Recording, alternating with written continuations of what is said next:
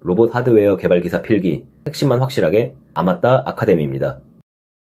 똑같은 합격 부품으로 만든 두 로봇, 왜 하나만 며칠 만에 관절이 떨릴까요? 로봇 조립 대회에서 두 팀에게 똑같은 부품 상자를 건넵니다. 모터, 감속기, 프레임, 볼트, 하나까지 같은 규격이고 입고 검사를 전부 통과한 합격 부품입니다. 도면도 같고 설명서도 같죠. 그런데 완성된 두 로봇은 딴판입니다. 한 팀 로봇은 팔이 조용하고 정밀한데 다른 팀 로봇은 며칠 만에 관절에서 소리가 나고 멈추면 팔끝이 미세하게 떱니다. 부품은 똑같은 합격품인데 결과는 왜 갈렸을까요? 답은 부품 성능이 아니라 부품을 하나로 묶는 과정, 곧 조립의 품질과 그걸 걸러내는 검사와 평가 절차에 있습니다. 좋은 부품도 순서가 틀리고 축이 어긋나고 볼트를 대충 조이면 성능이 새어나갑니다. 그래서 오늘은 완제품 로봇 한 대가 공장 문을 나서기까지 거치는 세 관문을 따라갑니다. 부품이 하나로 합쳐지는 조립 라인, 제대로 됐는지 걸러내는 검사대, 정말 쓸만한지 판정하는 시험소, 이 셋을 통과해야 출하 도장이 찍힙니다. 감을 잡기 위해 익숙한 장면 하나를 떠올려 봅시다. 조립식 가구, 이케아 책장입니다. 같은 상자, 같은 나사, 같은 설명서를 받아도 완성품은 사람마다 다릅니다.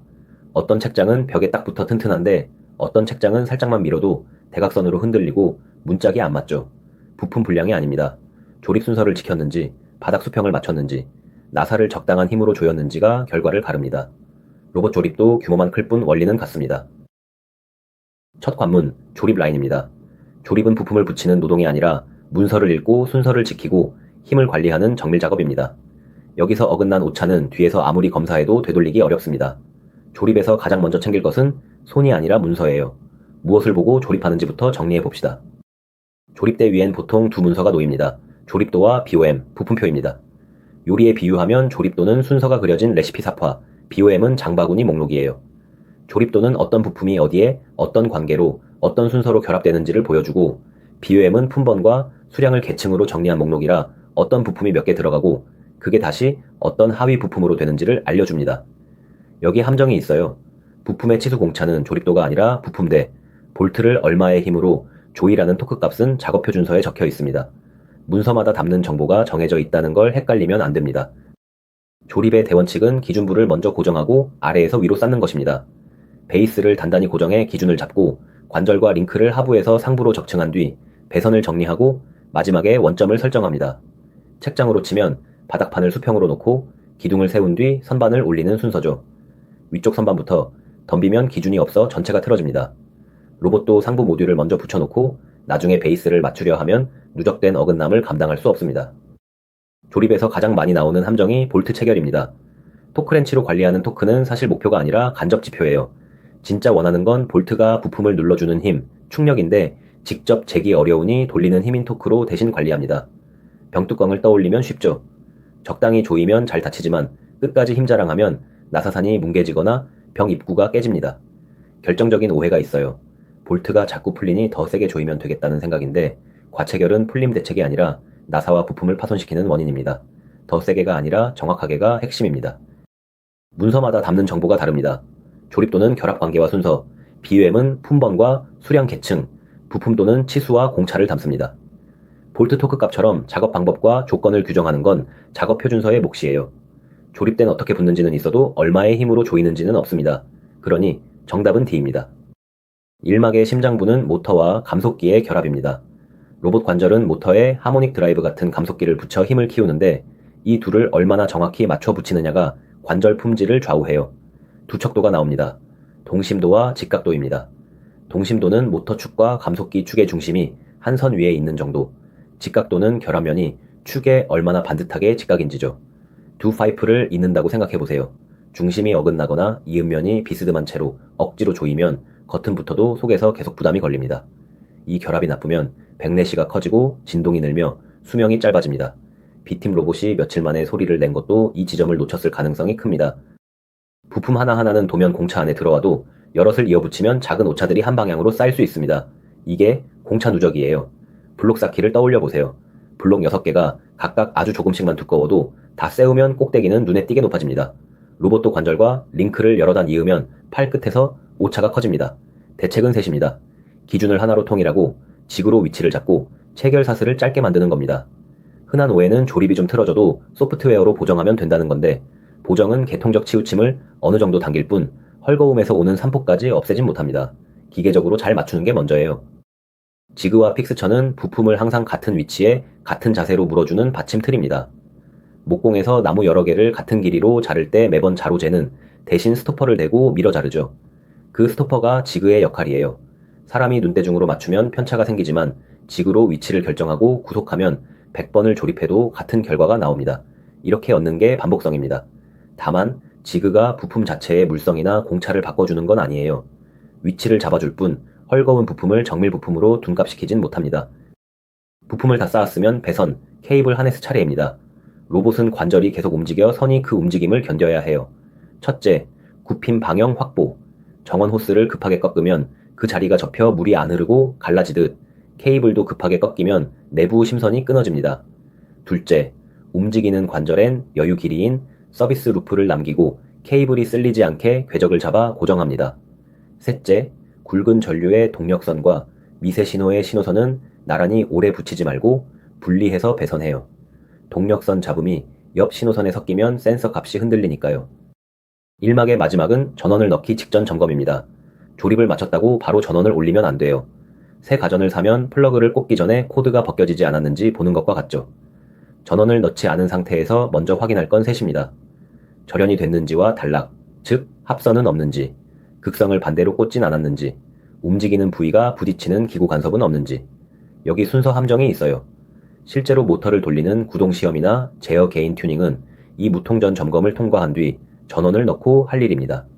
점검도 안 하고 전원부터 올리면 작은 합선 하나가 값비싼 부품을 순식간에 태웁니다.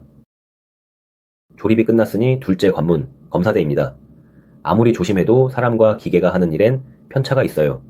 그래서 조립품이 정말 도면대로 됐는지, 숨은 결함은 없는지 걸러내는 단계가 필요합니다. 검사는 문제를 찾는 데서 끝나지 않고 찾은 문제를 어떻게 고치느냐, 재작업까지 포함해요. 잘못 고치면 오히려 나빠질 수 있으니 무엇을 어떤 방법으로 보고 어떻게 수정하는지가 이막의 핵심입니다. 첫 번째로 만들어진 제품은 특별 대접을 받습니다. 초도품 검사, FAI예요. 새 요리법으로 첫 접시를 낼 때 간부터 모양까지 하나하나 확인하는 것과 같죠. FAI는 실제 양상과 똑같은 조건으로 만든 첫 생산품을 도면에 적힌 전 항목에 대해 빠짐없이 측정하고 기록하는 절차입니다. 왜 첫 제품에 이렇게 공을 들일까요? 첫 제품에서 도면과 어긋난 점을 잡으면 뒤로 쏟아질 수백 대의 분량을 미리 막을 수 있기 때문이에요. 그래서 몇 개만 골라보는 게 아니라 전 항목을 다 보고 결과를 문서로 남겨 추적합니다. 검사대에서 자주 하는 일이 축 정렬 확인입니다. 두 회전축을 커플링으로 이었을 때 얼마나 잘 맞는지 보는 거죠. 도구는 다이얼 인디케이터입니다. 축을 천천히 돌리며 바늘이 얼마나 흔들리는지로 어긋남을 읽어요. 어긋남엔 두 종류가 있습니다. 두 축 중심이 나란히 평행하게 밀린 편심과 두 축이 V자로 벌어진 각도 어긋남입니다. 자동차 바퀴 정렬이 틀어지면 타이어가 한쪽만 닳고 핸들이 떨리듯 축 정렬이 어긋난 채 돌면 회전할 때마다 방향이 바뀌는 방향 하중과 굽힘 모멘트가 축과 베어링을 두들깁니다. 결과는 진동과 발열, 그리고 베어링의 조기 파손이에요. 검사에서 백내시가 사양을 넘었다고 나왔다고 합시다. 백내시는 기어가 맞물릴 때 생기는 미세한 헛도는 틈인데 너무 크면 지령을 내려도 팔끝이 그만큼 놀아 정밀도가 떨어집니다. 예측해볼까요? 백내시가 기준을 넘었을 때 올바른 조치는 무엇일까요? 흔히 손이 먼저 가는 곳은 제어 게인을 높이거나 그리스를 잔뜩 발라 소리를 줄이는 쪽이지만 그건 증상만 덮는 겁니다. 백내시는 기계적인 틈이니 기계적으로 잡아야 해요. 심을 넣어 간격을 조정하거나 예압을 걸어 틈을 없애거나 기어 중심 거리를 다시 맞추는 게 정답입니다. 개인으로 억지로 눌러두면 그 자리에선 조용해도 원인인 틈은 그대로라 정밀도와 수명 문제로 되돌아옵니다. 백내시는 기어가 맞물리는 곳의 물리적인 틈입니다. 원인이 기계적이니 해결도 기계적이어야 해요. 개인이나 그리스, 소프트웨어 스케일은 소리와 증상을 덮을 뿐 틈은 그대로 남아 정밀도와 수명 문제로 되돌아옵니다. 심을 넣어 간격을 조정하고 예압을 걸며 중심 거리를 다시 맞추는 게 근본 조치예요. 그러니 정답은 B입니다. 로봇 안엔 수많은 전자 기판이 들어가고 부품들은 납땜, 솔더로 붙어 있습니다. 이 솔더 접합부 검사는 접합부가 보이느냐, 안 보이느냐로 갈려요. 겉으로 드러난 접합부는 카메라로 봅니다. 이게 자동광학 검사, AOI예요. 사람 눈 대신 카메라가 납이 제대로 올랐는지, 부품이 틀어지지 않았는지 빠르게 훑습니다. 문제는 BGA나 QFN처럼 칩 밑바닥에 접합부가 숨은 경우에요. 카메라론 칩에 가려 볼 수 없죠. 이럴 땐 X선을 씁니다. 병원에서 몸속 뼈를 찍듯 X선은 칩을 투과해 그 아래 납이 제대로 붙었는지, 속에 기포인 보이드나 옆 단자와 붙어버린 브리지는 없는지 들여다봅니다. 보이면 AOI, 가려지면 X선, 이 짝을 기억하세요. 기판 검사엔 관점이 다른 두 정의 시험이 있습니다. 인서킷 테스트 ICT와 기능 시험 FCT예요. ICT는 회로 하나하나를 뜯어보는 건강검진의 혈액검사에 가깝습니다. 저항, 콘덴서 값이 맞는지, 연결이 끊기거나 붙지 않았는지를 부품 단위로 짚어요. 다만 이걸 하려면 검사 바늘을 댈 테스트 패드를 미리 설계해 둬야 합니다. 이런 검사를 염두에 둔 설계를 DFT라 하죠. 반면 FCT는 실제로 전원을 넣고 기판이 제 기능을 하는지, 입력을 주면 원하는 출력이 나오는지를 통째로 확인하는 시운전에 가깝습니다. 관점이 다르니 둘은 서로를 대신하지 못해요. 다시 케이블로 돌아와서 하네스 검사엔 흔한 착각이 있습니다. 도통 시험, 선이 끝에서 끝까지 통하는지만 보면 되지 않느냐는 거죠. 하지만 도통 시험은 선이 이어져 있다는 것만 알려줄 뿐 절연이 튼튼한지는 말해주지 않아요. 수도관에 물이 나온다는 것과 그 관이 높은 수압을 견딘다는 건 다른 얘기죠. 그래서 둘을 더 봅니다. 하나는 절연 저항 측정으로 선과 선과 몸체 사이가 얼마나 전기를 잘 막는지를 보고, 다른 하나는 내전압 시험, 하이팟이라 부르는데 평소보다 훨씬 높은 전압을 잠깐 걸어 그래도 절연이 새지 않고 버티는지 시험합니다. 통하는지만 본 하네스는 평소엔 멀쩡해도 고전압이 걸리는 순간 절연이 무너져 사고로 이어질 수 있어요. 볼트를 조인 뒤 풀리지 않았는지 확인하는 간단하고 똑똑한 방법이 있습니다. 토크 마킹 또는 매칭 마크예요. 볼트 머리와 그 아래 조여진 면에 걸쳐 페인트로 직선 하나를 쭉 그어둡니다. 두 톱니바퀴에 화살표를 맞춰 그려놓는 것과 비슷하죠. 나중에 이 선을 봤을 때 볼트 쪽 선과 바닥 쪽 선이 일직선이면 안 풀린 것이고, 어긋나 있으면 볼트가 회전했다, 풀렸다는 뜻입니다. 수백 개 볼트의 풀림을 렌치로 일일이 재지 않고 한눈에 걸러내는 방법이에요. 단, 이건 풀렸는지를 눈으로 보는 표시일 뿐 지금 몇 뉴턴미터로 조여져 있는지 그 충력을 재주는 건 아니라는 점은 구분해 둬야 합니다. 조립과 검사가 끝나면 로봇에게 기준이 되는 자세를 가르쳐 줘야 합니다. 기계 원점, 호밍과 엔코더 0점 설정이에요. 아날로그 시계로 치면 시침과 분침을 정확히 12시에 맞추고 여기가 기준이라 정하는 것과 같죠. 방법은 먼저 관절을 기준 자세로 물리적으로 딱 맞춰 고정한 다음 그 위치에서 엔코더가 읽는 값을 0점으로 삼아 그 차이를 오프셋 파라미터로 확정하고 저장합니다. 그러면 로봇은 이 기준으로부터 얼마나 움직였는지를 정확히 셈할 수 있어요. 시험이 좋아하는 포인트가 있습니다. 관절을 다시 조립했거나 모터나 엔코더를 교체했다면 기존 0점은 더는 맞지 않으니 반드시 다시 설정해야 합니다. 빼먹으면 로봇은 자기가 어디 있는지 착각한 채 움직입니다. 검사에서 걸린 불량은 버리는 대신 고쳐 쓰는 경우가 많습니다. 이 제작업에도 규칙이 있어요. 겨울에 꽁꽁 언 유리컵에 갑자기 뜨거운 물을 부으면 쨍하고 깨지죠. 부품도 급하게 가열하면 열충격으로 상합니다. 그래서 납땜을 다시 할 땐 부품을 미리 예열해 온도 차를 줄이고 부품이 습기를 머금었다면 베이킹으로 수분을 빼낸 뒤 작업해요. 습기를 안 뺀 채 가열하면 속수분이 순식간에 끓어 부품이 부풀거나 갈라질 수 있습니다. 정전기에 약한 반도체를 다룰 땐 ESD, 정전기 방지 관리를 하고 같은 자리를 몇 번이고 다시 지지면 열을 받아 상하니 재작업 횟수에도 제한을 둡니다. 급가열은 급물, 예열과 건조와 정전기 관리를 지키며 최소한으로 고치는 게 원칙이에요. 실무에서 정말 골치 아픈 상황 하나. 로봇을 정지시켜놓고 통신선을 보면 캔 통신이 멀쩡하고 도통 시험도 통과합니다. 그런데 실제로 움직여 진동이 생기면 캔 통신이 이따금 뚝뚝 끊겨요. 정지된 정상, 움직이면 간헐 단선. 예측해볼까요? 이 문제의 진짜 원인은 어디에 있을까요? 소프트웨어 통신 속도 설정을 의심하기 쉽지만 정지 상태에서 멀쩡하다는 건 설정 자체는 문제없다는 뜻입니다. 범인은 물리적 접촉이에요. 커넥터 접점이 헐겁거나 전선을 단제 눌러붙인 크림프, 압착이 부실하거나 케이블이 특정 자세에서 당겨져 응력을 받는 겁니다. 진동이 이 약한 접점을 순간순간 벌려놓는 거죠. 이럴 때 통신 설정만 바꿔 증상이 잠깐 가라앉으면 고친 게 아니라 원인을 덮은 겁니다. 제작업 이야기 하나 더. 조립을 마치고 처음 움직여 봤더니 축이 명령한 방향과 정반대로 도는 경우가 있습니다. 앞으로 가라 했는데 뒤로 가는 거죠. 이건 대개 방향에 관한 문제예요. 모터를 구동하는 상 페이지 순서가 뒤바뀌었거나 엔코더가 회전 방향을 반대로 읽도록 파라미터가 설정된 경우입니다. 방향이 반대라는 증상엔 방향 원인을 찾아야 해요. 헷갈리지 말아야 할 건 방향은 맞는데 움직이는 양이 지나치게 크거나 작다면 그건 방향 문제가 아니라 감속비를 잘못 넣은 스케일 문제라는 점입니다. 반대로 도는 것과 맞는 방향으로 너무 많이 또는 적게 도는 것은 원인이 달라요. 검사 방법은 대상이 보이느냐 가려지느냐로 갈립니다. AOI는 카메라로 보는 방식이라 겉으로 드러난 접합부에만 써요. BGA처럼 칩 밑에 숨은 접합부의 내부 기포는 카메라로 볼 수 없으니 몸체를 투과해 속을 보는 X선이 필요합니다. 도통 시험은 연결 여부만, 다이얼 인디케이터는 축 정렬을 보는 도구라 이 상황과 맞지 않아요. 그러니 정답은 C입니다. 조립과 검사를 통과했으면 마지막 관문, 시험소입니다. 검사가 만들어진 대로 됐는지를 부품과 기판 수준에서 봤다면 시험소는 완성된 로봇 한 대를 통째로 세워두고 정말 쓸만한지를 판정해요. 여기선 개별 나사가 아니라 로봇 전체의 성능과 안전을 평가합니다. 평가는 그냥 돌려보고 좋아 보인다고 통과시키는 게 아니에요. 무엇을 어떤 기준으로 합격이라 부를지, 어떤 순서로 확인할지가 다 정해져 있습니다. 시험소에서 가장 먼저 만드는 건 로봇이 아니라 문서, 시험평가 계획서입니다. 시험을 시작하기 전에 무엇을 어떻게 측정하고 어느 값을 넘으면 합격이고 어느 값이면 불합격인지 판정 기준을 미리 확정하는 문서예요. 운동회 달리기를 떠올려 보세요. 출발 전에 결승선을 그어야 공정한 경기가 되죠.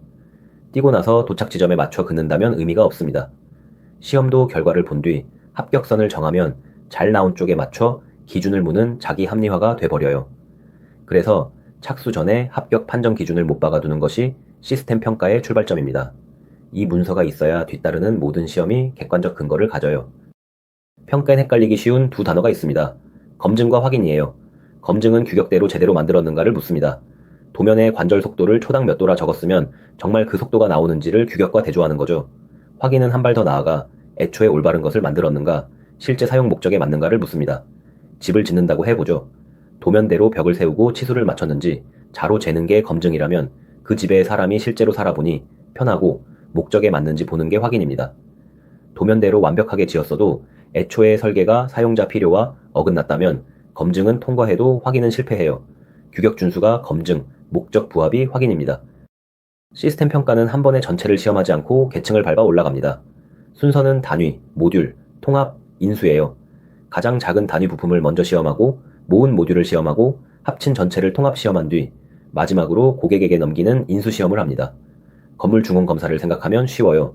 벽돌 하나의 강도를 먼저 보고 벽을 보고 건물 전체를 본 다음 입주자 최종 점검을 하죠. 왜 낮은 데서부터 올릴까요?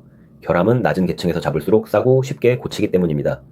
벽돌 하나가 불량이면 그것만 바꾸면 되지만 건물을 다 올린 뒤 발견하면 벽을 헐어야 해요. 로봇도 부품 단계에서 잡을 결함을 통합까지 끌고 가면 원인 찾기도 고치기도 몇 배 힘들어집니다. 인수시험은 두 장소에서 두 번 일어납니다. 공장에서 하는 FAT과 현장에서 하는 SAT예요. FAT는 로봇을 만든 공장에서 고객이 지켜보는 가운데 하는 공장 수락 시험이고 SAT는 그 로봇을 실제 쓸 현장에 설치한 뒤 하는 현장 수락 시험입니다. 시험이 노리는 함정이 있어요. 공장에서 FAT를 통과했으니 현장 시험은 건너뛰어도 되지 않느냐는 겁니다. 안 됩니다. 에어컨을 매장에서 켜보고 잘 나온다 해도 우리 집에 설치해봐야 벽 위치나 배선 때문에 문제 없는지 아는 것과 같아요. 공장의 온도, 바닥, 전원, 주변 장비는 현장과 다릅니다. 그래서 공장 합격은 현장 합격을 보장하지 못하고 FAT 통과가 SAT 면제 사유가 되지 않아요. 두 시험은 환경이 다르니 각각 해야 합니다. 로봇 성능 평가에서 빠지지 않는 규격이 ISO 9283입니다. 여기서 두 지표를 구분하는 게 핵심이에요. 자세, 정확도와 반복 정밀도입니다. 다트판을 떠올려 보세요. 같은 자리를 겨냥해 여러 번 던졌을 때 다트들이 서로 얼마나 모여 있느냐가 반복 정밀도이고 그 모인 무리의 중심이 관역 정중앙에서 얼마나 벗어났느냐가 자세 정확도입니다. 그러니 4개의 다트가 한 점에 딱 모였어도 그 점이 관역 왼쪽 위에 몰려 있다면 반복 정밀도는 훌륭해도 정확도는 나쁜 거예요. 자주 나오는 오해가 있습니다. 반복 정밀도가 좋으면 정확도도 저절로 좋은 것 아니냐는 거죠. 아닙니다. 정확도의 치우침은 개통 오차라 캘리브레이션으로 중심을 관역으로 당겨야 개선되고 반복 정밀도의 산포는 우연 오차이자 기구와 센서의 한계라 보정만으론 줄지 않아요. 판정을 내리려면 재는 자부터 믿을 수 있어야 합니다. TUR 4대 1은 계측 불확도가 공차의 4분의 1 이하여야 한다는 규칙이에요. 게다가 그 계측기는 국가 표준까지 거슬러 올라가는 소급성을 갖춘 교정 장비여야 하고 로봇 내부 센서는 기중이가 아니라 그걸로 자기 성능을 판정하면 안 됩니다. 자, 숫자로 볼까요? 공차가 플러스 마이너스 2%이니 넷으로 나누면 플러스 마이너스 0.5%. 그러니 계측 설비의 불확도는 0.5% 이하라야 합니다. 그러니 정답은 B입니다. 성능이 확인됐으면 험한 조건에서도 버티는지를 봅니다. 먼저 온도 상승 시험이에요. 모터는 오래 돌리면 열이 쌓이는데 이 시험은 실제로 장착한 상태에서 전격 부하를 걸고 온도가 더 안 오르고 포화될 때까지 기다린 뒤 판정합니다. 함정이 있어요. 부하를 안 걸고 헛도는 무부하 상태로 제면 열이 거의 안 나서 실제로 힘쓸 때의 가장 가혹한 조건을 놓칩니다. 최악 조건에서 재야 의미가 있죠. 다음은 홀트와 하스입니다. 홀트는 개발 단계에서 온도와 진동을 한계까지 심지어 부서질 때까지 몰아붙여 이 설계가 어디서 무너지는지 약점을 찾는 시험이고, 하스는 양산 단계에서 그 파괴 한계보다 낮은 선에서 스트레스를 걸어 초기 불량품을 걸러내는 스크리닝입니다. 참고로 버닝과 욕조 곡선의 초기 고장, IP 등급, EMC, 아레니우스 가속 수명 같은 신뢰성 통계는 이 시험소 안에서 각자 자리를 차지하니 여기서는 위치만 짚고 넘어가요. 마지막 두 가지입니다. 요즘은 사람 곁에서 함께 일하는 협동 로봇이 많죠. 이런 로봇의 힘과 동력을 제한하는 PFL이라는 안전 방식이 있습니다. 사람과 부딪혀도 다치지 않을 만큼 로봇이 스스로 힘을 줄이는 거예요. 그런데 이게 정말 안전한지는 말로 하는 게 아니라 실측으로 증명합니다. 사람의 신체를 본뜬 측정 장치에 로봇을 일부러 부딪혀 그때 걸리는 접촉 힘과 압력을 재고 이를 신체 부위별로 정해진 생체역학 한계와 비교해요. 얼굴에 허용되는 힘과 팔에 허용되는 힘이 다르니 부위별로 따지는 거죠. 그리고 모든 시험에서 기준에 못 미치는 부적합이 나오면 처리 절차가 정해져 있습니다. 먼저 사실을 기록하고 근본 원인을 분석하고 시정 조치를 한 뒤 다시 시험의 통과를 검증하고 마지막으로 그 교훈을 표준에 반영해 다음엔 같은 문제가 안 생기게 합니다. 이게 타점이 좁게 모였다는 건 산포가 작으니 반복 정밀도는 양호합니다. 그런데 그 무리의 중심이 목표에서 일정하게 치우쳐 있다는 건 계통적인 오차, 곧 정확도가 나쁘다는 뜻이에요. 이런 일정한 치우침은 기구를 보강하거나 센서를 바꾸기보다 보정으로 중심을 목표에 맞추는 캘리브레이션으로 잡습니다. 그러니 정답은 C입니다. 판정에 쓰는 데이터는 국가 표준까지 거슬러 올라가는 소급성을 갖춘 교정된 계측기에서 나와야 합니다. 로봇 내부 센서는 판정 대상이지 판정 기준이 될 수 없으니 D가 틀린 설명이에요. 나머지는 모두 옳습니다. 합격선은 착수 전에 정해두고 평가는 낮은 계층부터 올려 결함을 싸게 잡으며 공장 합격은 환경이 다른 현장 시험을 대신하지 못하죠. 옳지 않은 것을 고르는 문제이니 정답은 D입니다. 여러분의 구독과 좋아요는 다음 학습 영상을 만드는 힘이 됩니다. 아마따 아카데미가 합격까지 함께하겠습니다.